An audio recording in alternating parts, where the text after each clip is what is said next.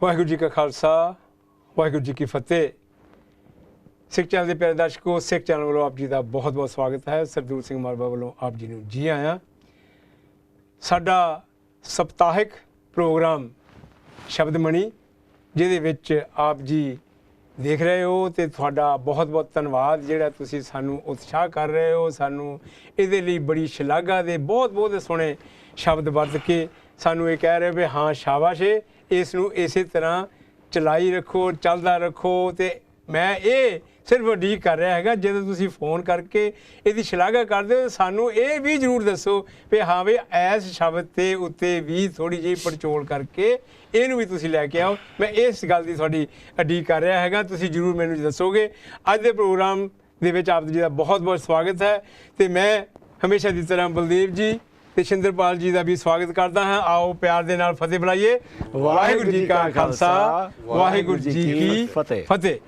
हाँ जी ਸ਼ਿੰਦਰਪਾਲ जी, अज का जो साडा अखर है वो है जी कक्का। कक्का बड़ा प्यारा शब्द हैगा, अखर हैगा साडा है, क्योंकि आपां हाहा कीता कक्का कीता। कक्का जिहड़ा पंजाबी दा वर्णमाला दा 6वां अखर हैगा आ और इस दे नाल ही इसनूं कारक अखर भी किहा हैगा आ। कारक भाव के करता अखर, ਜਿਹਦੇ ਵਿੱਚ ਬਹੁਤ ਸਾਰੀਆਂ ਕਿਰਿਆਵਾਂ ਔਰ ਕਰਨ ਦੀ ਜਿਹੜੀ ਭਾਵਨਾ ਹੁੰਦੀ ਹੈ ਉਹ ਛੁਪੀ ਹੁੰਦੀ ਆ। ਸੋ ਐਸੀ ਦਸ਼ਾ ਦੇ ਵਿੱਚ ਇੱਕ ਯੌਗਿਕ ਅੱਖਰ, ਯੌਗਿਕ ਦਾ ਥੋੜ੍ਹਾ ਅਸੀਂ ਵਿਆਖਿਆ ਕਰ ਦਈਏ ਕਿ ਇਹ ਜੋ ਸ਼ਬਦ ਦੇ ਧਾਤੂ ਅਤੇ ਪ੍ਰਤਿਆਏ ਦੀ ਜਿਹੜੀ ਵਿਆਖਿਆ ਸਾਨੂੰ ਹੋਰ ਥੋੜ੍ਹੀ ਕਰਨੀ ਪਵੇਗੀ। ਪ੍ਰਤਿਆਏ ਦਾ ਮਤਲਬ ਹੋਵੇਗਾ ਯਕੀਨ, ਪ੍ਰਮਾਣ, ਸਬੂਤ ਅਤੇ ਵਿਆਖਿਆ ਜਿਹੜੀ ਹੋਰ ਡੀਟੇਲ ਵਿੱਚ ਦੱਸੀ ਜਾਵੇ ਉਹਨੂੰ ਅਸੀਂ ਪ੍ਰਤਿਆਏ ਕਹਿੰਦੇ ਹਾਂ, ਵੀ ਸੰਸਕ੍ਰਿਤ ਦਾ ਸ਼ਬਦ ਹੈਗਾ ਆ। ਅਤੇ ਨਾਲ ਦੀ ਨਾਲ ਸਫਿਕਸ ਜਿਹੜੇ ਅਸੀਂ ਅਗੇਤਰ ਅਤੇ ਪਿਛੇਤਰ ਦੀ ਗੱਲ ਕਰਦੇ ਹਾਂ, ਕੁਛ ਅੱਖਰ ਅਗੇਤਰ ਵਿੱਚ ਲੱਗਦੇ ਆ, ਜਿਵੇਂ ਆਪਾਂ ਸੁਕ੍ਰਿਤ ਦੀ ਗੱਲ ਕੀਤੀ ਸੀ, ਸੁਮੇਲ ਦੀ ਗੱਲ ਕੀਤੀ ਸੀ, ਸਯੋਗ ਦੀ ਗੱਲ ਕੀਤੀ ਸੀ। ਇਸ ਤਰ੍ਹਾਂ ਜਿਹੜਾ ਕੱਕਾ ਹੈਗਾ ਆ ਸਫਿਕਸ, ਇਹ ਜਿਹੜਾ ਹੈਗਾ ਪਿਛੇਤਰ ਜਿਹੜਾ ਅੱਖਰ ਲੱਗ ਕੇ ਉਸ ਦੇ ਰੂਪ ਨੂੰ ਹੋਰ ਨਿਖਾਰਦਾ ਹੈ ਜਾਂ ਉਹਨੂੰ ਬੜਾਵਾ ਦਿੰਦਾ ਆ। ਸੋ ਇਸ ਦੇ ਨਾਲ ਹੀ ਜਿਹੜਾ ਵਿਆਕਰਨ ਦੇ ਅਨੁਸਾਰ ਜੋ ਅੱਖਰ ਜੋ ਮੂਲ ਦੇ ਅੰਤ ਵਿੱਚ ਲੱਗ ਕੇ ਅਰਥ ਦੀ ਵਿਸ਼ੇਸ਼ਤਾ ਨੂੰ ਵਧਾਉਂਦਾ ਹੈ ਅਤੇ ਸੰਗਿਆ ਭਾਵ ਨਾਮ ਤੋਂ ਵਿਸ਼ੇਸ਼ਣ ਅਥਵਾ ਵਿਸ਼ੇਸ਼ਣ ਤੋਂ ਨਾਮ ਬਣਾ ਦਿੰਦਾ ਹੈ। ਸੋ ਫੋਰ ਐਗਜ਼ਾਮਪਲ ਅਸੀਂ ਇਹ ਦੱਸ ਸਕਦੇ ਹਾਂ ਉਦਾਹਰਨ ਦੇ ਕੇ, ਜੈਸੇ ਸੀਤ ਦੇ ਮਗਰ ਲੱਲਾ ਲੱਗ ਕੇ ਉਸ ਨੂੰ ਇਹ ਸੀਤਲ ਬਣਾ ਦਿੰਦਾ ਹੈ। ਸੋ ਸੀਤ ਨਾਮ ਹੋ ਗਿਆ, ਸੀਤਲ ਉਹਦਾ ਵਿਸ਼ੇਸ਼ਣ ਹੋ ਗਿਆ। ਇਸ ਦੇ ਨਾਲ ਹੀ ਜਿਵੇਂ ਕਹਿ ਦਈਏ ਅਸੀਂ ਮੂਰਖ ਦੇ ਅੰਤ ਉੱਤੇ ਤੱਤਾ ਲੱਗ ਕੇ ਜਾਂ ਤਾ ਲੱਗ ਕੇ ਉਸ ਨੂੰ ਇਹ ਮੂਰਖਤਾ ਬਣਾ ਦਿੰਦਾ ਹੈ। ਸੋ ਇਹ ਹੈ ਪ੍ਰਤਿਆਏ ਦਾ ਕਾਰਜ, ਪ੍ਰਤਿਆਏ ਦਾ ਕੰਮ ਜਾਂ ਉਹਦਾ ਵਿਸ਼ੇਸ਼ਣ ਹੈ ਨਾ, ਉਹਦੀ ਵਿਸ਼ੇਸ਼ਤਾ। ਸੋ ਇਸ ਕਰਕੇ ਇਹ ਜਿਹੜਾ ਧਾਤੂ ਅਤੇ ਪ੍ਰਤਿਆਏ ਦਾ ਜੋ ਸੰਬੰਧ ਹੈਗਾ ਆ ਉਹਦੇ ਕਰਕੇ ਜਿਹੜੇ ਅੱਖਰ ਜਦੋਂ ਸ਼ਬਦ ਬਣਦੇ ਆ, ਜੈਸੇ ਪਾਚਕ ਤੋਂ ਪਾਚਕ ਬਣ ਗਿਆ ਪਾਚਨ ਤੋਂ, ਅਧਿਆਪਕ ਬਣ ਗਿਆ ਅਧਿਆਪਨ ਤੋਂ। ਸੋ ਕੱਕਾ ਪਿੱਛੇ ਲੱਗ ਕੇ ਜਿਵੇਂ ਅਸੀਂ ਕਿਹਾ ਉਹਨੂੰ ਕਾਰਕ ਅੱਖਰ ਹੈ, ਉਹਦੀ ਵਿਸ਼ੇਸ਼ਤਾ ਇਸ ਕਰਕੇ ਵੀ ਇਸ ਅੱਖਰ ਦੀ ਬਹੁਤ ਜ਼ਿਆਦਾ ਹੈਗੀ ਆ। ਅਤੇ ਦੂਜੀ ਜਿਹੜੀ ਵੱਡੀ ਵਿਸ਼ੇਸ਼ਤਾ ਆਪਾਂ ਕਹਿ ਦਈਏ ਕਿ ਦੁਨੀਆ ਵਿੱਚ ਬਹੁਤ ਸਾਨੂੰ ਸਵਾਲ ਕਰਦੇ ਆ, ਹਰ ਸਵਾਲ ਪੰਜਾਬੀ ਦੇ ਵਿੱਚ ਕੱਕੇ ਨਾਲ ਸ਼ੁਰੂ ਹੁੰਦਾ ਹੈ। ਫਰਜ਼ ਕੀਤਾ ਕੌਣ, ਕੀ, ਕਿੱਥੇ, ਕਦੋਂ, ਕਿਉਂ ਆਦਿ ਆਦਿ, ਕਿਵੇਂ ਕਿਉਂ ਜਾਂ ਕਿਵੇਂ ਤੇ ਕਿਵੇਂ ਕੰਮ ਕੀਤਾ ਤੁਸੀਂ ਉਹ। ਸੋ ਕੱਕੇ ਦੀ ਜਿਹੜੀ ਮਹਾਨਤਾ ਹੈਗੀ ਆ ਬਹੁਤ ਜ਼ਿਆਦਾ ਹੈਗੀ ਆ। ਇਹਦੇ ਨਾਲ ਹੀ ਤੁਸੀਂ ਜਿਹੜਾ ਅੱਜ ਦਾ ਪਹਿਲਾ ਸ਼ਬਦ ਹੈ ਕੌਲ, ਹਾਂਜੀ ਉਸ ਨੂੰ ਲਓ ਤੇ ਉਹਦੇ ਤੇ ਉਹਦੀ ਵਿਆਖਿਆ ਵੀ ਨਾਲੇ ਸ਼ੁਰੂ ਕਰਦੇ, ਫਿਰ ਬਲਦੇਵ ਜੀ ਹੋਣਾ ਫਿਰ ਮਗਰੋਂ ਆਉਣਾ। ਹਾਂ ਸਤਬਚਨ ਜੀ, ਇਹਦੇ ਨਾਲ ਹੀ ਅਸੀਂ ਜੇ ਦੇਖਦੇ ਹਾਂ ਜਿਹੜਾ ਕੌਲ ਹੈਗਾ, ਇਹ ਜਿਹੜਾ ਧਾਤੂ ਜਿਹੜਾ ਰੂਪ ਹੈਗਾ ਜਾਂ ਧਾਤੂ ਸ਼ਬਦ ਹੈਗਾ ਉਹ ਹੈਗਾ ਕਮਲ ਤੋਂ, ਇਸ ਦਾ ਸੰਬੰਧ ਹੈਗਾ ਆ। ਕੌਲ ਦਾ ਜਿਹੜਾ ਸੰਬੰਧ ਹੈ ਉਹ ਕਮਲ ਦੇ ਨਾਲ ਹੈਗਾ ਆ।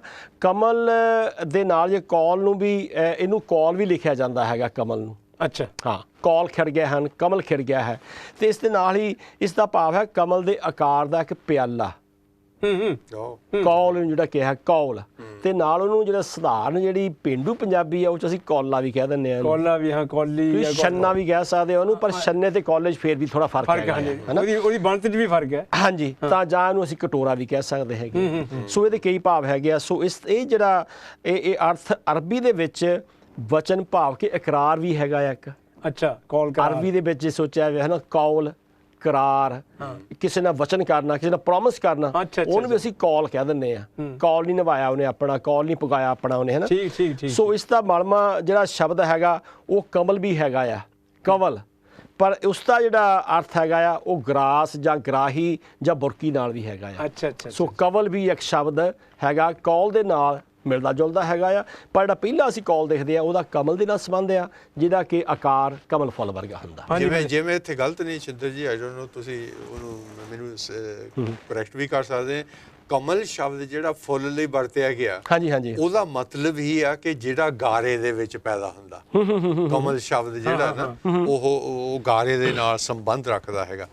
ਅੱਛਾ ਅੱਛਾ ਅੱਛਾ ਅੱਛਾ। ਚਲੋ ਇਹ ਜੇ ਇੱਥੇ ਬਲਦੇਵ ਜੀ ਤੁਸੀਂ ਅਗਲਾ ਸ਼ਬਦ ਫਿਰ ਲਓ, ਕਸੌਟੀ। ਕਸੌਟੀ, ਹਾਂਜੀ, ਇਹਦੇ ਚ ਬਹੁਤ ਸਾਰੇ ਹੈਗੇ, ਤੁਸੀਂ ਦੱਸਣੇ ਹੈਗੇ ਆ। ਕਸੌਟੀ ਤੋਂ ਨਾਲ ਲੈ ਕੇ ਇਹਦੀ ਬਾਕੀ ਹੋਰ ਬਰਤਨ ਜਾਂ ਜੋ ਵੀ ਇਹਦਾ ਵਿਆਖਿਆ ਉਹ ਦੱਸੋ। ਜ਼ਿੰਮੇਵਾਰੀ ਲਈ ਬਹੁਤ ਬਹੁਤ ਧੰਨਵਾਦ ਜੀ।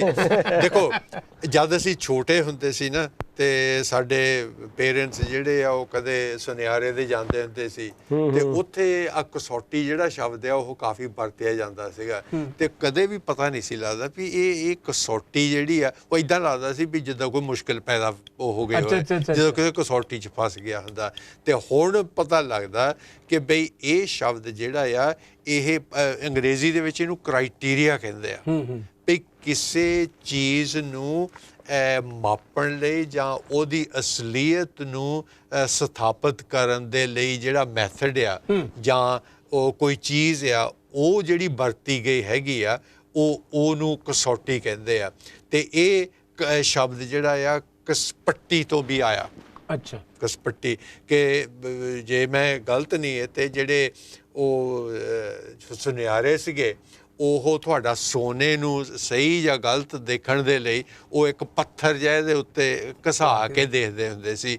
ਉਹ ਕਸਵੱਟੀ ਬੱਟੀ ਜਿਹੜੀ ਆ ਉਹ ਵੀ ਇਹ ਮੇਰਾ ਖਿਆਲ ਆ ਕਿ ਬਈ ਉਹ ਆਉਂਦਾ ਕਿ ਬਈ ਉਹਨਾਂ ਦੇ ਕੋਲ ਤੁਹਾਡੇ ਸੋਨੇ ਨੂੰ ਸਹੀ ਜਾਂ ਗਲਤ ਸਾਬਤ ਕਰਨ ਦੇ ਲਈ ਜਿਹੜੀ ਬੱਟੀ ਸੀਗੀ ਕਸਵੱਟੀ, ਉਹਨੂੰ ਕਸਵੱਟੀ ਕਿਹਾ ਜਾਂਦਾ ਸੀ।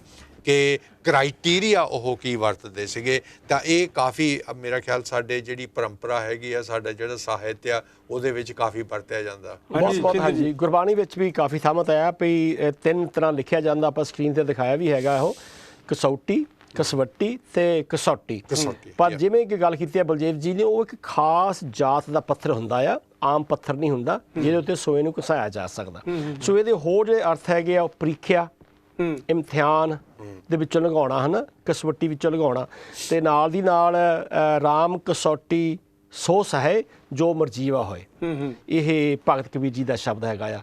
ਸੋ ਮਤਲਬ ਜੇ ਤੁਸੀਂ ਉਸ ਪਰਖ ਵਿੱਚੋਂ ਲੰਘਣਾ ਹੈਗਾ ਤੈਨੂੰ ਕੀ ਕਰਨਾ ਪੈਣਾ। ਪਰ ਜਿਹੜੀ ਤੁਸੀਂ ਹੁਣੇ ਗੱਲ ਕੀਤੀ ਹੈ ਵੀ ਚਲੋ ਸੁਨਿਆਰੇ ਦੀ ਇੱਕ ਉਦਾਹਰਨ ਜਿਹੜੀ ਆ ਬਲਦੇਵ ਨੇ ਬਹੁਤ ਦਿੱਤੀ ਹੈ, ਪਰ ਜਿਹੜੀ ਆਮ ਸਾਡੇ ਪ੍ਰਚਾਰਕ ਜਿਹੜੇ ਸੁਲਝੇ ਹੋਏ ਨੇ ਉਹ ਵੀ ਬੜਾ ਇਹ ਗੱਲ ਕਰਦੇ ਆ ਵੀ ਗੁਰਬਾਣੀ ਦੇ ਕਸਵੱਟੀ ਤੇ ਆਹ ਚੀਜ਼ ਜਿਹੜੀ ਤੁਸੀਂ ਕਹਿ ਰਹੇ ਆ ਬਿਲਕੁਲ ਇਹ ਨਹੀਂ ਉਤਰਦੀ।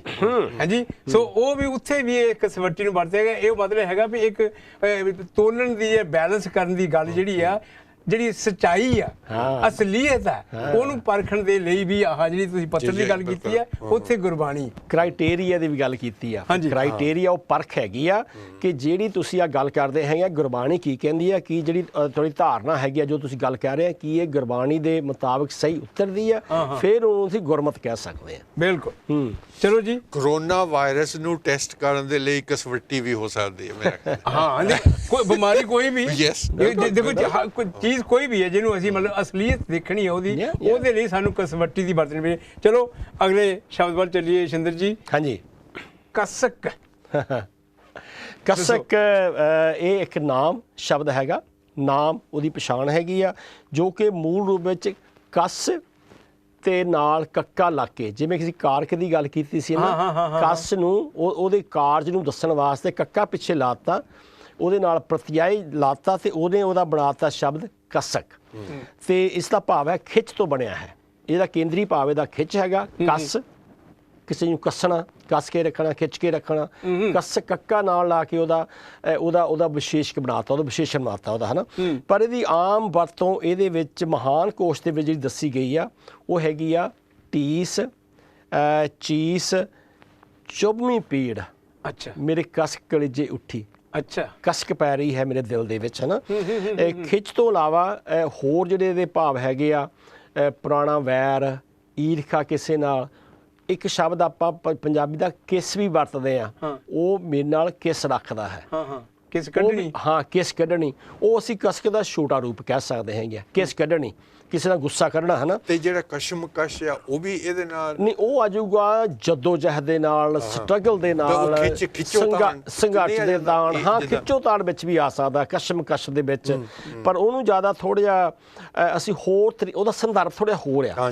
ਸੰਦਰਭ ਹੈਗਾ ਉਹਦਾ ਜਿੱਦਾਂ ਬਹੁਵਾਚਕ ਉਹਦਾ ਸੰਦਰਭ ਹੈਗਾ ਆ, ਪਰ ਇਹਦੇ ਨਾਲ ਵੀ ਉਹ ਇੱਕ ਸਾੜਾ ਰੱਖਣ ਕਿਸੇ ਦੇ ਨਾਲ, ਜਿੱਦਾਂ ਹੈ ਨਾ ਕਸਕ ਰੱਖਣੀ, ਇੱਦਾਂ ਇਹ ਜਿੱਦਾਂ ਇਹ ਮੇਨ ਇਹਦੇ ਜਿਹੜੇ ਮੌਕੇ ਦੇ ਅਰਥ ਹੈਗੇ ਇਹਦੇ। ਹਾਂਜੀ ਬਲਦੇਵ ਜੀ, ਕੁਝ ਸ਼ਾਮਲ ਕਰਨਾ ਕਿ ਅਗਲੇ ਵਾਰ ਚੱਲੀਏ? ਇਹ ਮੇਰਾ ਖਿਆਲ ਹੈ ਕਿ ਮੈਂ ਪੁੱਛ ਹੀ ਲਿਆ ਕਿ ਵੀ ਮੈਨੂੰ ਲੱਗਦਾ ਕਿ ਵੀ ਇਹ ਵੀ ਇਹ ਸ਼ਬਦ ਜਿਹੜਾ ਆ ਇਹ ਵੀ ਜਾਂ ਅਰਬੀ ਦਾ ਆ ਤੇ ਜਾਂ ਫਾਰਸੀ ਦਾ ਆ। ਮੈਨੂੰ ਲੱਗਦਾ ਇਹ ਸੰਸਕ੍ਰਿਤ ਦਾ ਆ, ਮੈਨੂੰ ਇਹ ਸੰਸਕ੍ਰਿਤ ਦਾ ਸ਼ਬਦ ਲੱਗਦਾ, ਕਿਉਂਕਿ ਫਿਰ ਅਸੀਂ ਗੱਲ ਕਹਿ ਦਈਏ ਵੀ ਸ਼ਬਦਕੋਸ਼ ਦੇ ਵਿੱਚ, ਮਹਾਨ ਸ਼ਬਦਕੋਸ਼ ਦੇ ਵਿੱਚ ਇਹਦੀ ਨਿਰੁਕਤੀ ਨਹੀਂ ਕੀਤੀ ਗਈ ਹੈ ਨਾ। ਪਰ ਹਾਂ ਜਿਹੜੇ ਨਾਲ ਦੇ ਮਿਲਦੇ ਜੁਲਦੇ ਸ਼ਬਦ ਹੈਗੇ ਆ, ਕਸਕਣਾ, ਕਸਕਣਾ, ਕਸਕਰ, ਕਸਕਾਰ ਅਤੇ ਕਸ਼ਟ ਵੀ ਨਾਲ ਮਿਲਦੇ ਹੈਗੇ। ਅੱਛਾ ਜੀ। ਪਰ ਜਿਹੜੀ ਪਹਿਲਾਂ ਵੀ ਗੱਲ ਕੀਤੀ ਸੀ ਕਿ ਵੀ ਹੋ ਸਕਦਾ ਜਿਹੜੀ ਆਉਣ ਵਾਲੀ ਹੈ ਜਨਰੇਸ਼ਨ ਜਾਂ ਸਾਡੀ ਯੂਨੀਵਰਸਿਟੀਆਂ ਇਹਦੇ ਪਲ ਵੀ ਧਿਆਨ ਦੇਣਗੀਆਂ ਕਿ ਸਾਨੂੰ ਜਿਹੜੇ ਵੀ ਸ਼ਬਦ ਹੈ ਉਹਨਾਂ ਦੀ ਬੈਕਗਰਾਉਂਡ ਦਾ ਪਤਾ ਥੋੜਾ ਬਹੁਤਾ ਲੱਗੇ। ਲਓ ਬਲਦੇਵ ਜੀ, ਲਓ ਅਗਲਾ ਸ਼ਬਦ ਤੁਸੀਂ। ਕਸਤੂਰੀ। ਕਸਤੂਰੀ। ਮੈਨੂੰ ਤੁਸੀਂ ਮੁਸ਼ਕਿਲ ਜਿਹਾ ਸ਼ਬਦ ਦੇਤਾ। ਮੈਂ ਕਹਾਈਆਂ ਤੁਹਾਡੇ ਵੱਲੋਂ ਤੁਹਾਡੇ ਵੱਲੋਂ ਮੈਂ ਕਹਾਈਆਂ ਸਾਨੂੰ ਉਹ ਚੰਦਰ ਜੀ ਨੇ ਦੱਸ ਦਿੱਤਾ ਮਤਲਬ ਕਿ ਇਹਦਾ ਕੀ ਆ। ਕਿ ਮੋਸਟਲੀ ਮੇਰਾ ਖਿਆਲ ਹੈ ਕਿ ਇਹ ਸ਼ਬਦ ਜਿਹੜਾ ਆ ਕਸਤੂਰ, ਕਸਤੂਰਾ ਇਹਦੀ ਬਣਤਰ ਹੈਗੀ ਆ, ਤੇ ਇਹ ਖਾਸ ਕਿਸਮ ਦਾ ਮਿਰਗ ਹੈ ਜਿਸ ਦੀ ਨਾਭੀ ਵਿੱਚੋਂ ਸੁਗੰਧ। ਸੋ ਕਸਤੂਰੀ ਦਾ ਜਿਹੜਾ ਸੰਬੰਧ ਹੈਗਾ ਉਹ ਸੁਗੰਧ ਦੇ ਨਾਲ ਹੈਗਾ ਕਿ ਸੋਹਣੀ ਸੁਗੰਧੀ। ਕਸਤੂਰੀ ਹੋ ਗਈ ਮਹਿਕ, ਪਰ ਉਹਦੀ ਉਤਪਤੀ ਦਾ ਸਾਧਨ ਹੈਗਾ ਉਹ ਮ੍ਰਿਗ, ਜਿਹਦੀ ਨਾਭੀ ਵਿੱਚ ਉਹ ਚੀਜ਼ ਹੁੰਦੀ ਆ, ਹੈ ਨਾ, ਉਹ ਸੁਗੰਧ ਹੁੰਦੀ ਆ। ਤੇ ਇਹ ਵੀ ਦੱਸਿਆ ਗਿਆ ਹੈ ਕਿ ਉਹ ਹਿਰਨ ਨੂੰ ਜਾਂ ਮ੍ਰਿਗ ਨੂੰ ਪਤਾ ਨਹੀਂ ਲੱਗਦਾ ਹੈਗਾ ਉਹਨੂੰ ਸੁਗੰਧ ਕਿੱਥੋਂ ਆਉਂਦੀ ਹੈਗੀ ਆ, ਉਹ ਸੁਗੰਧ ਦੇ ਮਗਰ ਫਿਰਦਾ ਹਫ ਜਾਂਦਾ ਹੈ। ਪਿਛਲੇ ਪ੍ਰੋਗਰਾਮ ਦੇ ਵਿੱਚ ਹਫ ਆ ਗਿਆ। ਹਾਂਜੀ। ਤੇ ਜਿਸ ਤਰ੍ਹਾਂ ਇਹ ਆਪਾਂ ਪਹਿਲਾਂ ਵੀ ਕਿਹਾ ਕਿ ਸਾਡੀ ਪਰੰਪਰਾ ਦੇ ਵਿੱਚ ਜਾਂ ਸਾਡੇ ਸਾਹਿਤ ਦੇ ਵਿੱਚ ਇਹ ਸ਼ਬਦ ਬਹੁਤ ਵਾਰ ਆਉਂਦਾ ਹੈਗਾ। ਤੇ ਦੱਸੋ ਜੀ ਕਿੱਥੇ? ਮੈਂ ਇਹੀ ਗੱਲ ਦੱਸੀ ਆ ਵੀ ਉਹਦੇ ਵਿੱਚ ਗੁਰੂ ਸਾਹਿਬ ਜੀ ਨੇ ਜਿੱਦਾਂ ਜੇ ਸੋਚੀਏ ਜਿਹੜੀ ਕਸਤੂਰੀ ਆ ਉਹਨੂੰ ਇੱਕ ਤੁਹਾਡਾ ਗੁਣ ਵੀ ਦੱਸਿਆ ਉਹਨਾਂ ਨੇ, ਜਾਂ ਤੁਹਾਡੀ ਜਿਹੜੀ ਤੁਹਾਡੇ ਵਿੱਚ ਪ੍ਰਮਾਤਮਾ ਨੇ ਗੁਣ ਭਰੇ ਹੈਗੇ ਆ ਜਾਂ ਚੰਗੇ ਗੁਣ ਹੈਗੇ ਆ। ਜਿੱਦਾਂ ਕਈ ਵਾਰੀ ਚੰਗੇ ਗੁਣਾਂ ਦੇ ਹੁੰਦਿਆਂ ਹੋਇਆ ਵੀ ਜਿੱਦਾਂ ਕਹਿ ਦੀ ਵੀ ਦੀਵੇ ਥੱਲੇ ਹਨੇਰੇ ਵਾਲੀ ਗੱਲ ਆ ਕਿ ਬੰਦਾ ਬਾਹਰ ਫਿਰਦਾ ਰਹਿੰਦਾ ਹੈ, ਜਿੱਦਾਂ ਕਹਿੰਦੇ ਬੰਦਾ ਰੱਬ ਤਾਂ ਤੁਹਾਡੇ ਅੰਦਰ ਹੈਗਾ, ਵਸੇ ਰੱਬ ਹੈਲੀ ਬਾਹਰ ਕਿਆ ਢੂੰਡੇ। ਪਰ ਉਹਦੇ ਵਿੱਚ ਗੁਰਬਾਣੀ ਵਿੱਚ ਲਿਖਿਆ, ਗੁਰੂ ਜੀ ਕਹਿੰਦੇ ਆ, ਜੋ ਕਸਤੂਰੀ ਮਿਰਗ ਨਾ ਜਾਣੈ। ਜੋ ਕਸਤੂਰੀ ਦਾ ਜਿਹੜਾ ਉਹਦੀ ਜਿਹੜੀ ਉਤਪਤੀ ਹੈਗੀ ਆ ਉਹ ਮਿਰਗ ਨੂੰ ਪਤਾ ਨਹੀਂ ਹੈਗਾ ਕਿ ਮੇਰੇ ਅੰਦਰ ਹੀ ਹੈਗੀ ਆ, ਉਹ ਗੁਣ ਮੇਰੇ ਅੰਦਰ ਹੀ ਹੈਗਾ ਆ, ਉਹ ਮੈਨੂੰ ਉੱਥੋਂ ਲੱਭਣ ਦੀ ਲੋੜ ਹੈਗੀ ਆ। ਸੋ ਗੁਰੂ ਜੀ ਨੇ ਵੀ ਇਸ ਤਰੀਕੇ ਨਾਲ ਕਸਤੂਰੀ ਨੂੰ ਵਰਤਿਆ। ਪਰ ਕਸਤੂਰੀ ਇੱਕ ਬਹੁਤ ਮਹਿੰਗੀ ਜਿਹੜੀ ਚੀਜ਼ ਹੈਗੀ ਆ, ਬੜੀ ਮਹਿੰਗੀ ਚੀਜ਼ ਮਿਲਦੀ ਆ, ਦਵਾਈਆਂ 'ਚ ਹੀ ਪੈਂਦੀ ਆ ਮੇਰੇ ਖਿਆਲ ਇਹ। ਹਾਂਜੀ, ਜਿਹੜੀ ਤੁਸੀਂ ਹੁਣੇ ਗੱਲ ਕੀਤੀ ਹੈ ਵੀ ਜੇ ਬੰਦਾ ਵੀ ਆਪਣੇ ਆਪ ਨੂੰ ਦੇਖੇ, ਹਾਂਜੀ, ਅੰਦਰ ਭਾਲੇ ਵੀ ਜਿਹੜੀ ਅੰਦਰਲੀ ਉਹਦੀ ਮਹਿਕ ਹੈ, ਜਿਹੜੀ ਅੰਦਰ ਉਹਦੇ ਗੁਣਿਆਂ ਕਈਆਂ ਦੇ ਵਿੱਚੋਂ ਬਾਹਰ ਨਹੀਂ ਨਿਕਲਦੇ। ਹਾਂਜੀ, ਬਹੁਤ ਘੱਟ ਵੈਸੇ ਮੈਂ ਦੇਖਿਆ ਵਰਤਿਆ ਕੋਈ ਬੰਦਾ ਕਹਿੰਦੇ ਉਹ ਫਲਾਨਾ ਦਾ ਜੇ ਸੁਦਾ ਕਸਤੂਰੀ ਆ। ਹਾਂਜੀ, ਬਹੁਤ ਘੱਟ ਵਰਤਿਆ ਜਾਂਦਾ। ਚਲੋ ਅਗਲਾ ਸ਼ਬਦ ਸ਼ਿੰਦਰਪਾਲ ਜੀ, ਕੁਸੁੰਭ। ਬਹੁਤ ਹੀ ਪਿਆਰਾ ਸ਼ਬਦ ਹੈ ਇਹ, ਬਹੁਤ ਹੀ ਪਿਆਰਾ ਸ਼ਬਦ ਹੈ। ਪੰਜਾਬੀ ਭਾਸ਼ਾ ਦਾ ਕਹਿ ਦਈਏ ਕਿ ਹੋਰ ਤਾਂ ਸਾਨੂੰ ਇਹ ਕਿਸੇ ਭਾਸ਼ਾ 'ਚ ਨਹੀਂ ਮੈਂ ਸੁਣਿਆ ਹੈਗਾ, ਪਰ ਇਹਦਾ ਜਿਹੜਾ ਭਾਵਨਾ ਹੈਗੀ ਆ, ਇਹਦਾ ਧਾਤੂ ਹੈਗਾ ਆ, ਇਹਦੀ ਜੜ੍ਹ ਹੈਗੀ ਆ ਜਾਂ ਉਤਪਤੀ ਹੈਗੀ ਆ, ਉਹ ਸੰਸਕ੍ਰਿਤ ਸ਼ਬਦ ਤੋਂ ਆਈ ਹੈਗੀ ਆ। ਸੰਸਕ੍ਰਿਤ ਦੇ ਵਿੱਚ ਇਹਦਾ ਧਾਤੂ ਰੂਪ ਹੈਗਾ ਆ ਅਗਨਸ਼ਿਖ। ਅਗਨਸ਼ਿਖ ਜਾਂ ਅੱਗ ਦੀ ਅਸੀਂ ਲਾਟ ਕਹਿ ਸਕਦੇ ਹਾਂ, ਅੱਗ ਦਾ ਰੰਗ ਵੀ ਕਹਿ ਸਕਦੇ ਹਾਂ, ਜਿਸ ਦਾ ਭਾਵ ਵੀ ਐਸੇ ਫੁੱਲ ਵਰਗਾ ਹੈ ਔਰ ਜਿਹਦਾ ਰੰਗ ਲਾਟ ਵਰਗਾ ਹੈ, ਬੜਾ ਸ਼ੋਖ ਰੰਗ, ਬੜੇ ਸ਼ੋਖ ਲਾਲ ਰੰਗ ਵਾਸਤੇ ਕੁਸੁੰਭ ਵਰਤਿਆ ਗਿਆ ਹੈ। ਪਰ ਇਹਦੀ ਇੱਕ ਤਾਂ ਵਡਿਆਈ ਤਾਂ ਇਹ ਹੋ ਗਈ ਵੀ ਇਹ ਬੜਾ ਸ਼ੋਖ ਕਲਰ ਹੈਗਾ ਆ, ਪਰ ਇਹਦੀ ਇੱਕ ਜੇ ਕਹਿ ਦਈਏ ਇਹਦੀ ਜਿਹੜੀ ਇੱਕ ਕਮਜ਼ੋਰੀ ਹੈਗੀ ਆ ਕਿ ਇਹ ਜਿਹੜਾ ਕਸੁੰਭ ਦਾ ਜਿਹੜਾ ਫੁੱਲ ਹੁੰਦਾ ਆ ਇਹ ਗਰਮੀ ਦੇ ਵਿੱਚ ਅਤੇ ਪਾਣੀ ਦੇ ਨਾਲ ਇਹ ਛੇਤੀ ਖਤਮ ਹੋ ਜਾਂਦਾ ਆ ਇਹ। ਸੋ ਥੋੜ੍ਹ ਜਿਹੜਾ ਰਹਿਣ ਵਾਲਾ ਜਿਹੜਾ ਰੰਗ ਆ, ਸ਼ੋਖ ਰੰਗ ਆ, ਉਹਨੂੰ ਅਸੀਂ ਕਸੁੰਭ ਦਾ ਰੰਗ ਕਿਹਾ ਆ। ਇਸ ਕਰਕੇ ਗੁਰਬਾਣੀ ਵਿੱਚ ਵੀ ਇਹਦੀ ਬਹੁਤ ਵਾਰ-ਵਾਰ ਇਹਦੀ ਵਿਆਖਿਆ ਕੀਤੀ ਗਈ ਆ ਵੀ ਜਿਹੜੇ ਤੁਸੀਂ ਜਿਹੜੇ ਵਕਤੀ ਜਿਹੜੇ ਚੀਜ਼ਾਂ ਉਹਨਾਂ ਨਾਲ ਆਪਣਾ ਮੋਹ ਨਾ ਪਾਓ। ਇਹਦਾ ਉਲਟ ਰੰਗ ਹੈਗਾ ਮਜੀਠ। ਮਜੀਠ ਹੈਗਾ ਪੱਕਾ ਰੰਗ। ਸੋ ਕਸੁੰਭ ਤੇ ਮਜੀਠ ਦਾ ਜਿਹੜਾ ਫਰਕ ਦੱਸਿਆ ਗਿਆ ਹੈਗਾ। ਤੇ ਨਾਲ ਹੀ ਦੇ ਜੇ ਕਹਿ ਦਈਏ ਕਿ ਕੂੜਾ ਰੰਗ ਕਸੁੰਭ ਕਾ, ਸ਼ੇਖ ਫਰੀਦ ਜੀ ਨੇ ਲਿਖਿਆ ਆਪਣੀ ਬਾਣੀ ਦੇ ਵਿੱਚ, ਜਿਹੜਾ ਵੀ ਕੂੜਾ ਜਿਹੜਾ ਝੂਠ ਦਾ ਰੰਗ ਹੁੰਦਾ ਉਹ ਕਸੁੰਭੇ ਵਰਗਾ ਹੁੰਦਾ, ਉਹ ਥੋੜ੍ਹੇ ਚਿਰ ਰਹਿਣ ਵਾਲਾ ਹੁੰਦਾ ਆ। ਜੇ ਪੱਕਾ ਰੰਗ ਤੁਸੀਂ ਲੱਭਣਾ ਹੈ ਤਾਂ ਮਜੀਠ ਰੰਗ ਤੁਹਾਨੂੰ ਚਾਹੀਦਾ, ਜਿਹਨੂੰ ਨਾਮ ਵੀ ਕਿਹਾ ਗਿਆ ਹੈ ਗੁਰਬਾਣੀ ਵਿੱਚ। ਹੱਥ ਨਾ ਲਾਏ ਕਸੁੰਭੜੇ ਜਲ ਜਾਸੀ ਢੋਲਾ, ਇਹ ਸ਼ੇਖ ਫਰੀਦ ਜੀ ਕਹਿੰਦੇ ਹੈ। ਸੋ ਇਹ ਕਸੁੰਭ ਵੀ ਹੈਗਾ ਤੇ ਕਸੁੰਭੜਾ ਫਿਰ ਅਸੀਂ ਕਹਿੰਦੇ ਹਾਂ ਜਿਹਦਾ ਪ੍ਰਤਿਆਏ ਨਾਲ ਲਾ ਕੇ ਉਹਦੀ ਥੋੜੀ ਹੋਰ ਵਿਸ਼ੇਸ਼ਤਾ ਪੈਦਾ ਕਰਤੀ। ਹਾਂਜੀ ਬਲਦੇਵ ਜੀ। ਨਹੀਂ ਠੀਕ ਹੈ, ਤੁਸੀਂ ਦੱਸ ਦਿੱਤਾ ਸਭ ਕੁਝ। ਇਹਦੇ ਵਿੱਚ ਮੇਰੇ ਵੱਲੋਂ ਤਾਂ ਕੋਈ ਖਾਸ ਐਡ ਕਰਨ ਵੈਸੇ ਇਹ ਆਮ ਬਹੁਤ ਵਧੀਆ ਸ਼ਬਦ ਹੈ। ਹਾਂਜੀ ਆਮ ਵੈਸੇ ਇਹ ਸ਼ਬਦ ਹੈ ਨਾ, ਬਹੁਤ ਸਾਰੇ ਕੀਰਤਨੀ ਜਥਿਆਂ ਨੇ ਬਹੁਤ ਵਧੀਆ ਇਸ ਨੂੰ ਆਪੋ ਆਪਣੇ ਤਰੀਕੇ ਦੇ ਨਾਲ ਗਾਇਆ ਵੀ ਹੈ। ਤੇ ਮਤਲਬ ਜਿਹੜੇ ਪ੍ਰਚਾਰਕ ਵੀ ਹੈ, ਜਿਹੜੀ ਤੁਸੀਂ ਹੁਣੇ ਗੱਲ ਕੀਤੀ ਹੈ ਨਾ, ਉਹ ਇਸ ਸ਼ਬਦ ਦੀ ਵਿਆਖਿਆ ਦੇ ਵਿੱਚ ਵੀ ਆਹੀ ਗੱਲ ਕਰਦੇ ਆ। ਕਿਉਂਕਿ ਬਾਰ-ਬਾਰ ਜਦੋਂ ਅਸੀਂ ਗੱਲ ਕਰਦੇ ਆ ਉਹ ਆਪਣੇ ਅੰਦਰ ਦੀ ਗੱਲ ਆ ਜਾਂਦੀ ਆ, ਆਪਣੇ ਆਪ ਨੂੰ ਵੀ ਜਿਹੜਾ ਰੰਗ ਆ ਨਾ ਵੀ ਐਦਾਂ ਦਾ ਮਜੀਠੀਆ ਰੰਗ ਚੜਾ, ਕਸੁੰਭੜੇ ਵਰਗਾ ਨਾ ਆਪਣੇ ਉੱਤੇ ਚੜਾ। ਹਾਂਜੀ ਸੋ ਇਹੋ ਜਿਹੀ ਗੱਲ। ਚਲੋ ਅੱਗੇ ਤੁਰੀਏ ਦੇਵ ਜੀ। ਆਓ ਜੀ। ਕਲਾ ਸ਼ਬਦ ਤਾਂ ਬਹੁਤ ਵਰਤਿਆ ਜਾਂਦਾ ਹੈ ਨਾ, ਕਲਾਕਾਰ ਵੀ ਆ। ਤੇ ਇਹਦਾ ਜਿਹੜਾ ਧਾਤੂ ਆ, ਜਿਹੜਾ ਇਹਦਾ ਰੂਟ ਹੈਗਾ ਇਸ ਸ਼ਬਦ ਦਾ, ਉਹਦਾ ਭਾਵ ਹੈਗਾ ਕਰਨਾ, ਗਿਣਨਾ, ਫੈਂਕਣਾ ਜਾਂ ਸੁੱਟਣਾ, ਹੈ ਨਾ। ਤੇ ਜਾਣਾ ਜਾਂ ਬੰਨਣਾ ਜਾਂ ਲੈਣਾ ਜਾਂ ਵਿਆਕੁਲ ਹੋਣਾ। ਸੋ ਉੱਥੋਂ ਇਹ ਆਇਆ ਹੈਗਾ ਕਿ ਕਲਾ, ਸ਼ਕਤੀ ਵਗੈਰਾ ਇਹਨੂੰ ਵਰਤਿਆ ਜਾਂਦਾ। ਅੱਛਾ, ਸਾਹਿਤ ਦੇ ਵਿੱਚ ਕਲੈ ਵੀ ਆਉਂਦਾ ਕਿ ਉਹ ਕਲੈ ਦੇਵੀ ਨੂੰ ਕਿਹਾ ਜਾਂਦਾ। ਕਿ ਜੇਕਰ ਕੋਈ ਪਿੰਡ ਦੇ ਵਿੱਚ ਅਸੀਂ ਬਚਪਨ ਦੇ ਵਿੱਚ ਸੁਣਦੇ ਹੁੰਦੇ ਸੀ, ਜੇ ਕੋਈ ਔਰਤ ਬਹੁਤ ਲੜਾਕੀ ਸੀ ਜਾਂ ਕੋਈ ਕੁੜੀ ਲੜਾਕੀ ਹੁੰਦੀ ਸੀ ਤਾਂ ਉਹਨੂੰ ਕਹਿਣਾ ਬੜੀ ਇਹ ਕਲੈਣੀ ਆ, ਹੈ ਨਾ। ਉਹਦੇ ਨਾਲ ਵੀ ਇਹਦਾ ਸੰਬੰਧ ਹੈਗਾ। ਬਾਕੀ ਸਿੰਦਰ ਜੀ ਇਹਦੇ ਵਿੱਚ ਕੀ ਐਡ ਕਰਦੇ ਹੈਗੇ? ਹਾਂ, ਜਿੱਦਾਂ ਕਲਾ ਤੁਸੀਂ ਗੱਲ ਕੀਤੀ ਆ, ਇਹਨੂੰ ਸੰਸਕ੍ਰਿਤ ਦੇ ਵਿੱਚ ਕੱਕਾ ਲੱਲਾ ਨਾਲ ਜਿਹੜੇ ਕੋਲਨ ਹੈਗਾ ਉਹ ਪਾ ਕੇ ਵੀ ਲਿਖਿਆ ਗਿਆ ਹੈ ਕਲਾ। ਅੱਛਾ, ਜਿੱਦਾਂ ਆਪਾਂ ਨਮੈ ਦੀ ਗੱਲ ਕੀਤੀ ਹੈ ਨਾ, ਇਹਨੂੰ ਕਲਹ ਵੀ ਲਿਖਿਆ ਗਿਆ ਹੈਗਾ ਆ, ਪਰ ਇਸ ਦਾ ਭਾਵ ਹੈਗਾ ਲੜਾਈ ਦੀ ਦੇਵੀ। ਅੱਛਾ, ਤੁਸੀਂ ਜੇ ਆਪਣੇ ਜਿਹੜੇ ਹੈ ਨਾ ਯੂਨਾਨੀ ਇਤਿਹਾਸ ਪੜ੍ਹਦੇ ਆ, ਉਹਦੇ ਵਿੱਚ ਹਰ ਕਾਰਜ ਦੇ, ਹਰ ਚੀਜ਼ ਦੇ ਵੱਖਰੇ ਦੇਵਤੇ ਹੈਗੇ ਆ। ਹਵਾ ਦਾ ਦੇਵਤਾ ਆ, ਪਾਣੀ ਦਾ ਦੇਵਤਾ ਹੈਗਾ ਆ, ਘੋੜਿਆਂ ਦਾ ਦੇਵਤਾ ਹੈਗਾ, ਆਕਾਸ਼ ਦਾ ਦੇਵਤਾ ਹੈਗਾ, ਸੂਰਜ ਦਾ ਦੇਵਤਾ ਹੈਗਾ ਆ। ਸੋ ਨਾਲ ਦੀ ਨਾਲ ਕਲਾ ਦੇ, ਮੈਂ ਕਹਿੰਦਾ ਕਲਾ ਇੱਕ ਬਹੁਤ ਅਰਥੀ ਸ਼ਬਦ ਆ, ਇਹਦੀ ਬਹੁਤ ਜ਼ਿਆਦਾ ਅਰਥ ਨੇ ਔਰ ਕੱਲੀ ਗੱਲ ਨੂੰ ਸ਼ਾਇਦ ਅਸੀਂ ਨਾ ਵੀ ਦੱਸ ਸਕੀਏ। ਕਲਾ ਦੇ ਜਿਹੜੇ ਹੋਰ ਹੈਗਾ ਝਗੜਾ, ਫਸਾਦ, 16ਵਾਂ ਹਿੱਸਾ ਕਿਸੇ ਚੀਜ਼ ਦਾ 16ਵਾਂ ਹਿੱਸੇ ਨੂੰ ਕਲਾ ਕਹਿੰਦੇ ਆ। ਹਾਂਜੀ, ਜਿਵੇਂ ਕਿ ਪੁਰਾਣੇ ਜ਼ਮਾਨੇ ਵਿੱਚ ਸ਼ੇਰ, ਧੇਲੇ, ਰੁਪਈਏ ਹੁੰਦੇ ਸੀਗੇ, ਉਹਦੀਆਂ ਨਿੱਕੀਆਂ 16 ਜ਼ਿਆਦਾ ਹਿੱਸੇ ਹੁੰਦੇ ਸੀਗੇ। ਸੋ ਜਿੱਦਾਂ ਆਪਾਂ 25ਵੇਂ ਚੌਥੇ ਹਿੱਸੇ ਨੂੰ ਚੌਨੀ ਕਹਿੰਦੇ ਸੀਗੇ, 16ਵਾਂ ਹਿੱਸਾ ਵੀ ਸੀਗਾ। ਤੇ ਨਾਲ ਦੀ ਨਾਲ ਬਾਜ਼ੀ ਜਾਂ ਖੇਡ ਨੂੰ ਵੀ ਕਹਿ ਦਿੰਦੇ ਆ ਵੀ ਕਲਾ ਹੈ ਨਾ, ਐਸੀ ਕਲਾ ਨਾਲ ਖੇਡੀਏ, ਇੱਦਾਂ ਦੀ ਕੋਈ ਗੱਲ ਹੈਗੀ ਆ ਵੀ ਜਿੱਦਾਂ ਅੱਗੇ ਜਾ ਕੇ ਹਾਰ ਜਾਈਏ ਆਪਾਂ, ਇਹ ਵੀ ਗੱਲ ਹੈਗੀ ਆ, ਹੈ ਨਾ। ਪਰ ਮੌਜੂਦਾ ਪੰਜਾਬੀ ਭਾਸ਼ਾ ਵਿੱਚ ਇਹਦੇ ਮੁੱਖ ਜਿਹੜੇ ਕਾਰਨ ਹੈਗੇ ਆ ਉਹ ਮੁਹਾਰਤ, ਹੁਨਰ, ਸਰਬ ਕਲਾ ਸਮਰੱਥ, ਵੀ ਉਹ ਸਾਰੀਆਂ ਕਲਾ ਦਾ ਸੰਪੂਰਨ ਹੈ। ਕਲਾ ਹੁਨਰ ਨੂੰ ਕਹਿ ਸਕਦੇ ਹਾਂ, ਬਾਕੀ ਬੰਦੇ ਵੀ ਥੋੜਾ ਹੋਰ ਐਡ ਕਰ ਦੇਣਗੇ, ਹੈ ਨਾ। ਕਲਾ ਜਿਹੜਾ ਹੈ ਜਿੱਦਾਂ ਆਪਾਂ ਕਹਿ ਦਿੰਦੇ ਚੜ੍ਹਦੀ ਕਲਾ ਹਾਲਤ ਹੋ ਗਈ, ਸਥਿਤੀ ਹੋ ਗਈ।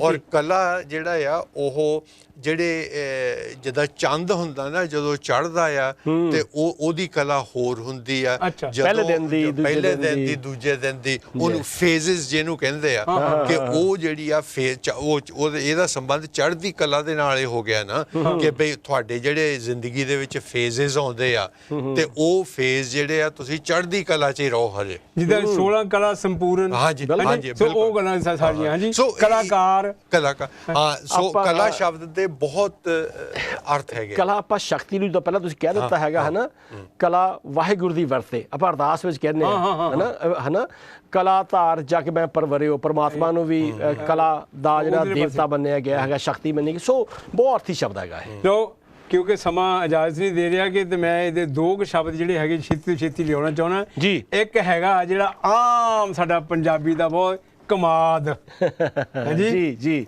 ਕਮਾਦ ਜਿਹੜਾ ਨਾ ਆਮ ਅਸੀਂ ਵਰਤਦੇ ਤੇ ਇਹਦੇ ਹੋਰ ਵੀ ਹੋ ਸਕਦੇ ਹੈਗੇ ਆ ਤੇ ਪਰ ਇਹ ਖਾਸ ਕਰਕੇ ਜਿਹੜੀ ਕਮਾਦ ਦੀ ਜਿਹੜੀ ਗੱਲ ਹੈਗੀ ਆ ਮਿਠਾਸ ਮਿੱਠਾ ਖੰਡ ਜਾਣੀ ਉਹ ਬੜਾ ਕੁਝ ਗੁੜ ਸਭ ਕੁਝ ਬਣਦਾ ਕਮਾਦ ਪਹਿਲਾਂ ਕਮਾਦ ਤੋਂ ਤੁਸੀਂ ਸ਼ੁਰੂ ਕਰੋ ਕਮਾਦ ਜਿੱਦਾਂ ਅਸੀਂ ਗੱਲ ਕਰਦੇ ਆ ਕਿ ਪੰਜਾਬ ਖੇਤੀ ਪ੍ਰਧਾਨ ਦੇਸ਼ ਹੈਗਾ ਆ ਬਹੁਤ ਸਾਰੀਆਂ ਫਸਲਾਂ ਉੱਥੇ ਹੁੰਦੀਆਂ ਨੇ ਅੱਜ ਕੱਲ੍ਹ ਤਾਂ ਝੋਨਾ ਕਣਕ ਮੱਕੀ ਘਟ ਗਈ ਆ ਤੇ ਕਮਾਦ ਔਰ ਕਮਾਦ ਕਿਉਂਕਿ ਮਨੁੱਖ ਦਾ ਜਿਹੜਾ ਸੰਬੰਧ ਆ ਉਹ ਮਿੱਠੇ ਨਾਲ ਰਿਹਾ ਹੈ ਮਿੱਠਾ ਜਾਂ ਲੂਣ ਦੇ ਨਾਲ ਰਿਹਾ ਹੈ ਔਰ ਮਿੱਠਾ ਕਈ ਤਰ੍ਹਾਂ ਬਣਾਇਆ ਜਾਂਦਾ ਹੈ ਔਰ ਜਿਹੜਾ ਉਹਦੀ ਮਿੱਠੇ ਦੀ ਜੜ ਆ ਜਾਂ ਉਤਪਤੀ ਹੈਗੀ ਆ ਉਹ ਗੰਨੇ ਤੋਂ ਹੁੰਦੀ ਆ ਗੰਨੇ ਵਿੱਚ ਪ੍ਰਮਾਤਮਾ ਨੇ ਕਿੱਦਾਂ ਮਿਠਾਸ ਭਰੀ ਇਹਦੇ ਬਾਰੇ ਸਾਨੂੰ ਨਹੀਂ ਪਤਾ ਹੈਗਾ ਪਰ ਗੰਨੇ ਦੀ ਫਸਲ ਨੂੰ ਅਸੀਂ ਕਮਾਦ ਕਹਿੰਦੇ ਆ ਅਸੀਂ ਇੱਦਾਂ ਨਹੀਂ ਕਹਿੰਦੇ ਕਈ ਵਾਰੀ ਤੁਸੀਂ ਗੰਨੇ ਬੀਜ ਦਿੱਤੇ ਤੁਸੀਂ ਗੰਨੇ ਵੱਢ ਲਏ ਤੁਸੀਂ ਕਮਾਦ ਬੀਜ ਲਿਆ ਕਮਾਦ ਵੱਢ ਲਿਆ ਤੁਸੀਂ ਕਮਾਦ ਸਿੱਟਿਆ ਨਾ ਮਿਲ ਦੇ ਉੱਤੇ ਜਾ ਕੇ ਸੋ ਕਮਾਦੀ ਵੀ ਇਹਨੂੰ ਕਹਿੰਦੇ ਹੈਗੇ ਆ ਤੇ ਕਮਾਦ ਵੀ ਕਹਿੰਦੇ ਆ ਸੋ ਫਸਲ ਜਿਹੜੀ ਸੰਘਣੀ ਫਸਲ ਹੁੰਦੀ ਆ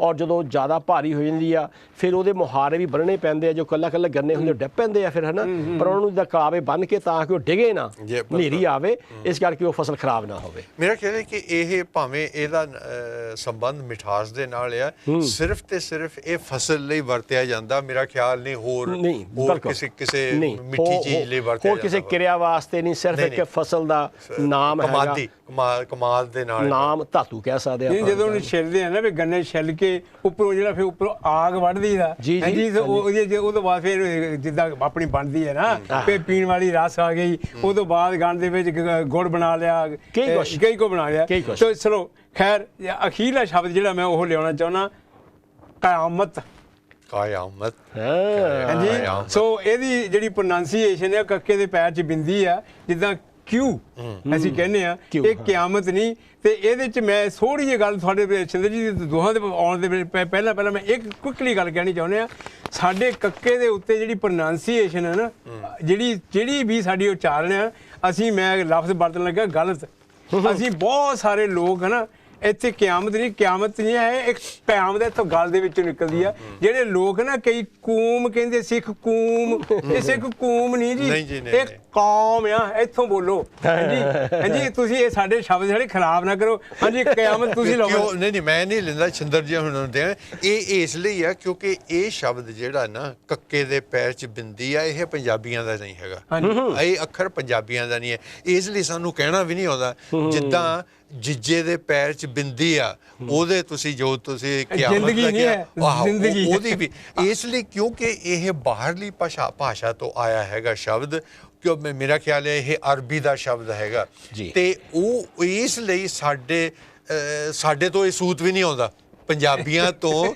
ਬਹੁਤ ਸਾਰੇ ਇਦਾਂ ਦੇ ਸ਼ਬਦ ਹੈਗੇ ਆ ਜਿਹੜੇ ਕਿ ਸੂਤ ਨਹੀਂ ਆਉਂਦੇ ਬਲਦੇਵ ਜੀ ਨੇ ਵਾਕਿਆ ਹੀ ਤੁਹਾਡਾ ਜਿਹੜਾ ਖਦਸ਼ਾ ਆ ਜਾਂ ਤੁਹਾਡਾ ਉਹ ਸਹੀ ਆ ਤੁਹਾਡਾ ਅਨੁਮਾਨ ਤੁਹਾਡਾ ਸਹੀ ਆ ਇਹ ਅਰਬੀ ਦਾ ਸ਼ਬਦ ਹੈ ਪਰ ਇਸ ਦਾ ਮੂਲ ਰੂਪ ਹੈਗਾ ਕਾਇਮ ਤੋਂ ਜਾਂ ਕਿਆਮ ਤੋਂ ਕਿਆਮ ਕਰਨਾ ਪੜਾ ਕਰਨਾ ਪਰ ਇੱਥੇ ਕਾਇਮ ਤੋਂ ਆ ਜਿੱਦਾਂ ਕੱਕੇ ਦੇ ਪੈਰ 'ਚ ਬਿੰਦੀ ਆਪਾਂ ਸਾਦਕ ਕਹਿੰਦੇ ਹਨ ਇਸ ਤਰ੍ਹਾਂ ਜਿਹੜਾ ਉਚਾਰਨ ਜਿਹੜਾ ਹੈਗਾ ਉਹ ਬੜਾ ਜ਼ਰੂਰੀ ਹੈਗਾ ਮੇਰੇ ਖਿਆਲ ਦੇ ਵਿੱਚ ਪੰਜਾਬੀ ਭਾਸ਼ਾ ਦੇ ਵਿੱਚ ਵੀ ਸੋ ਕਾਇਮ ਇਸ ਦਾ ਜਿਹੜਾ ਹੈਗਾ ਆ ਇਹਦਾ ਮੂਲ ਰੂਪ ਹੈ ਧਾਤੂ ਰੂਪ ਹੈਗਾ ਭਾਵ ਕਿ ਉੱਠ ਕੇ ਖੜੇ ਹੋਣਾ ਤਿਆਰ ਹੋਣਾ ਸੋ ਕਿਆਮਤ ਜਿਹੜਾ ਜਿਵੇਂ ਕਿਹਾ ਵੀ ਅਰਬੀ ਦੇ ਵਿੱਚ ਜਿਹੜੇ ਹੈਗੇ ਇਹਦੇ ਭਾਵ ਹੈਗੇ ਆ ਸਥਿਤੀ ਕਾਇਮ ਹੋਣਾ ਖੜੇ ਹੋਣਾ ਇਸਲਾਮਾਬਾਦ ਦੇ ਅਨੁਸਾਰ ਜੋ ਪਰਲੋ ਆਉਂਦੀ ਹੈ ਕਹਿੰਦੇ ਪਰਲੋ ਦਿਨ ਆਉਂਦਾ ਆ ਉਹਦੇ ਪਿੱਛੋਂ ਸਾਰੇ ਜਿਹੜੇ ਦੱਬੇ ਮੁਰਦੇ ਉੱਠ ਖੜੇ ਹੋਣਗੇ ਅਸੀਂ ਸੋਚਦੇ ਹੁੰਦੇ ਆ ਅਸੀਂ ਛੋਟਿਆਂ ਨੂੰ ਪੁੱਛਣਾ ਵੀ ਇਹ ਦੱਬਦੇ ਕਿਉਂ ਹੈ ਜਾਲਦੇ ਕਿਉਂ ਨਹੀਂ ਹੈਗੇ ਸਿੱਖਾਂ ਵਾਂਗੂ ਹੈ ਨਾ ਉਹਨਾਂ ਨੇ ਕਿਹਾ ਵੀ ਜੀ ਨਹੀਂ ਜੀ ਜਿਹੜੇ ਸਾਡੇ ਮੁਰਦੇ ਹੈਗੇ ਆ ਇਹ ਪਰਲੋ ਤੋਂ ਬਾਅਦ ਇਹ ਉੱਠ ਕੇ ਖੜੇ ਹੋ ਜਾਣਗੇ ਜਦੋਂ ਕਿਆਮਤ ਦਾ ਦਿਨ ਆਵੇਗਾ ਸੋ ਇਸ ਕਰਕੇ ਇਹ ਉਹਨਾਂ ਦੇ ਵਿੱਚੋਂ ਹੈ ਵੀ ਉਹਨਾਂ ਦੇ ਜਿਹੜੇ ਅੰਤਰੇ ਦਿਨਾਂ ਵਿੱਚ ਸਰੀਰਾਂ ਵਿੱਚ ਰੂਹਾਂ ਦੀ ਕਾਇਮੀ ਦਾ ਨਾਲ ਨਾ ਕਿਆਮਤ ਹੋ ਗਿਆ। ਉਸ ਤੋਂ ਬਾਅਦ ਜਿਹੜੀ ਰੂਹਾਂ ਦੀ ਕਾਇਮੀ ਹੋਣੀ ਸੀ ਨਾ ਆ ਕੇ ਸਰੀਰ ਦੇ ਵਿੱਚ, ਉਸ ਤੋਂ ਬਾਅਦ ਇਹ ਸ਼ਬਦ ਕਿਆਮਤ ਬਣ ਗਿਆ। ਮਹਾਨ ਕੋਸ਼ ਦੇ ਮੁਤਾਬਕ ਸੂਰਤ 32 ਆਇਤ 5 ਵਿੱਚ ਲਿਖਿਆ ਹੈ ਕਿ ਆਦਮੀਆਂ ਦੇ 1000 ਵਰ੍ਹੇ ਦਾ ਇੱਕ ਦਿਨ ਪਰਲੇ ਦਾ ਅੰਤ ਹੋਵੇਗਾ, ਜਿਸ ਵਿੱਚ ਜੀਵਾਂ ਦੇ ਸ਼ੁਭ ਅਸ਼ੁਭ ਕਰਮਾਂ ਦਾ ਨਿਰਣਾ ਜਾਂ ਫੈਸਲਾ ਖੁਦ ਖੁਦਾ ਕਰੇਗਾ। ਖੁਦਾ ਕਰੇਗਾ। ਪਰ ਜਾਨੀ ਉਹ ਗੱਲ ਤੇ ਆ ਗਈ ਹੈ ਵੀ ਜਿਹੜਾ ਸਾਡਾ ਲਾਸਟ 1 ਮਿੰਟ ਰਹਿ ਗਿਆ ਉਹਦੇ ਵਿੱਚ ਬਲਦੇਵ ਜੀ ਜਿਹੜੀ ਗੱਲ ਕਰਦੇ ਹੈਗੇ ਆ, ਪਰ ਅਸੀਂ ਪਤਾ ਨਹੀਂ ਕਿਉਂ ਆਹ ਜਿਹੜੀ ਹੁਣ ਗੱਲ ਕਰਦੇ ਆ ਵੀ ਜਿਹੜੀ ਸਾਡੀ ਹੈ ਨਾ ਇਹ ਸਾਡੀ ਜਿਹੜੀ ਇਹ ਤਕਲੀਫ ਆ ਨਾ ਬੋਲਣ ਦੀ, ਤੁਸੀਂ ਕਹਿੰਦੇ ਪੰਜਾਬੀ ਨਹੀਂ ਅਸੀਂ ਇਹ ਬੋਲ ਰਹੇ, ਵੀ ਉਹ ਜ਼ਰੂਰ ਸਾਨੂੰ ਬੋਲਣ ਦੀ ਲੋੜ ਹੈਗੀ ਆ। ਜੇ ਭਾਵੇਂ ਉਹ ਅਰਬੀ ਤੋਂ ਆਇਆ ਚਾਹੇ ਕਿਸੇ ਜ਼ਬਾਨ ਚੋਂ ਵੀ ਆਇਆ, ਪਰ ਉਹਦਾ ਜਿਹੜਾ ਉਚਾਰਨ ਹੈ ਉਹ ਜ਼ਰੂਰ ਸਹੀ ਹੋਣਾ ਚਾਹੀਦਾ। ਹਾਂਜੀ ਪਰ ਸਰਦੂਲ ਜੀ ਕਿਉਂਕਿ ਸਾਨੂੰ ਸਕੂਲਾਂ ਦੇ ਵਿੱਚ ਇਹ ਜਿਹੜੇ ਇਹਨਾਂ ਦੇ ਡਿਫਰੈਂਸਿਸ ਆ ਉਹ ਨਹੀਂ ਦੱਸੇ ਜਾਂਦੇ। ਹੁਣ ਜਦ ਮੈਂ ਪੰਜਾਬੀ ਪੜ੍ਹਦਾ ਸੀਗਾ ਉਹਦੇ ਵਿੱਚ ਕੱਕੇ ਦੇ ਪੈਰ 'ਚ ਬਿੰਦੀ ਜਿਹੜੀ ਆ ਉਹ ਕਿਸ ਸਾਊਂਡ ਨੂੰ ਰਿਪਰੈਜ਼ੈਂਟ ਕੇ ਸਾਨੂੰ ਨਹੀਂ ਸੀ ਪੜ੍ਹਾਇਆ ਗਿਆ। ਅਸੀਂ ਤਾਂ ਸਿਰਫ ਕੱਕਾ ਹੀ ਜਾਣਦੇ ਸੀ।